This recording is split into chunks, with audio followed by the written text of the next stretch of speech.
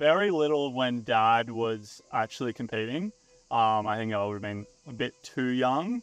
But I definitely do remember, growing up always hearing, athletics is the best sport ever.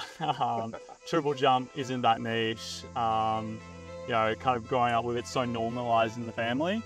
Not pushed on, but just normalized. And I guess, with Dad always being a person that so many people seem to always know around the track, always felt welcome, or, like everyone already knew who I was before I had met them. I definitely gravitated towards jumps in general. I actually liked high jump probably the most when I was younger. And then you don't do triple jump in New South Wales until maybe 12-ish. And when I did that, I was like, oh, this is all right, it's fun.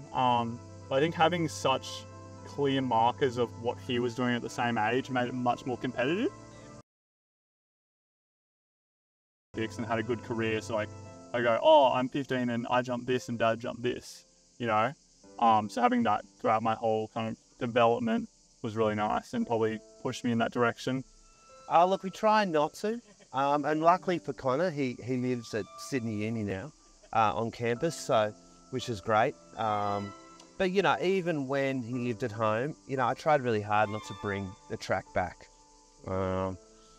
Invariably conversations come up, but, I tried to separate, Dad from coach because it's too much otherwise. My goal was always to, get him in a window where he has his best opportunity to perform at his best. That's always the goal I have for any athlete, whether it be my son or whether it be, Rowan Browning, so forth. I think you can get them into an opportunity where they're in as good a shape as they've ever been in, and really then it's just up to the moment. Can they put their hand up and say, I'm going to take this?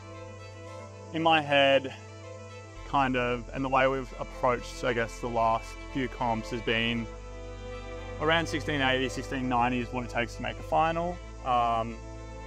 In the qualifying round, if you don't jump around that mark, it may as well be a foul. If you jump 1620, it's not getting you any closer to a final than a foul, basically. So I think what will be a pass mark is if I go out there and jump near my best this season, and give myself the best opportunity of putting myself into that final. If I don't make it, I don't think I'll necessarily be devastated, but as long as I put myself in a really, really good position to make it, then I'll be passed.